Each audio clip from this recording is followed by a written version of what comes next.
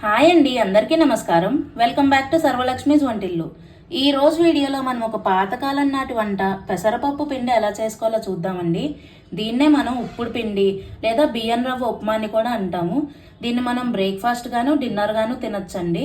చేసుకోవడం మట్టుకు చాలా ఈజీ అండి. మనకి 10 నిమిషాల్లో ఇది రెడీ అయిపోతుంది.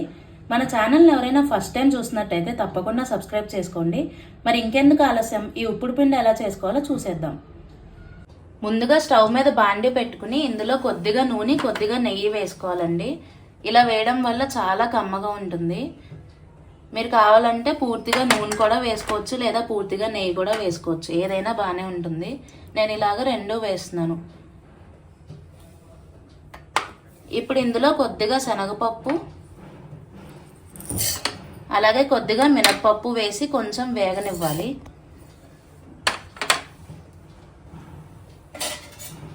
ఈ పోపు అంతా కూడా ఎర్రగా వేయించుకోవాలండి. అప్పుడే చక్కగా మంచి టేస్ట్ వస్తుంది మనకి.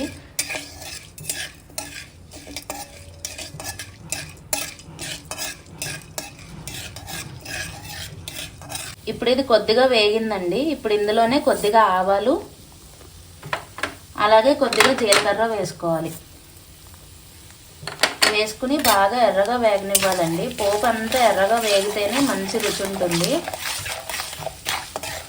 మనం ఏ వంట చేసినా సరే పోపు అనేది మనకి బాగా ఎర్రగా వేగాలండి, అప్పుడే చాలా బాగుంటుంది. లేదా పోపు పచ్చి పచ్చిగా తగులుతుందండి, అస్సలు బాగోదు. ఇప్పుడు ఇది ఇలా ఎర్రగా వేగింది కదండి, ఇందులోనే నేను ఒక 5 పచ్చిమిర్చి ముక్కలు వేసుకుంటున్నానండి. అలాగే కొద్దిగా కరివేపాకు, 1 ఇంచు అల్లం ముక్క సన్నగా తరుక్కుని వేసుకుంటున్నాను. ఇవి కూడా వేసి 1 నిమిషం వేగనివ్వాలి.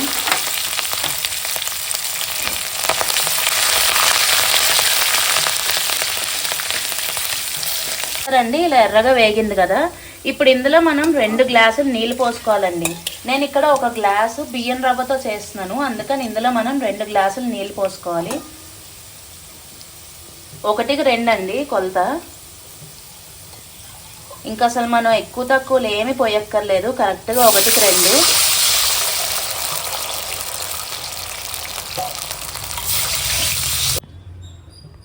ఇప్పుడు ఇందులోనే కొద్దిగా పెసరపప్పు వేసుకోవాలండి. నేను ఇక్కడ 1/2 గ్లాస్ వేస్తున్నాను. పెసరపప్పు ఎంత వేసినా పర్వాలేదండి, చక్కగా కమ్మగా ఉంటుంది.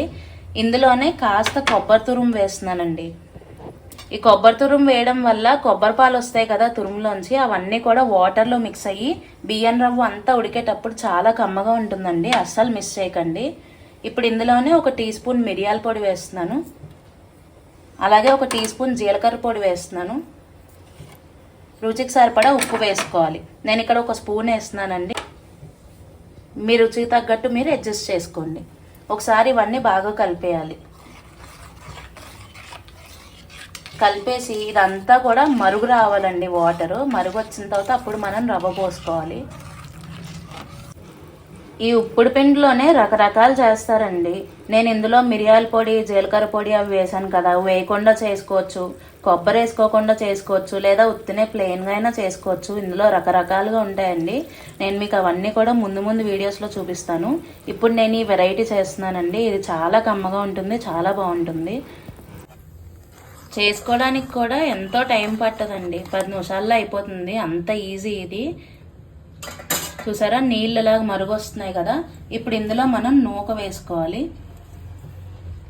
నేను ఇక్కడ 1 గ్లాసు బియ్యం రవ్వ వేస్తున్నానండి. వేసేసి ఒకసారి ఇలాగా కలిపేసుకోవాలండి. కలిపేసి మూత పెట్టేయడమే, సిమ్లో చేసుకోవాలి. ఇంకా అసలు లాస్ట్ వరకు కూడా మనం ఏమీ కలపక్కర్లేదండి, మొత్తం అదే చక్కగా ఉడికిపోతుంది. ఇప్పుడు దీని మీద ఒక మూత వేసేసుకోవాలి.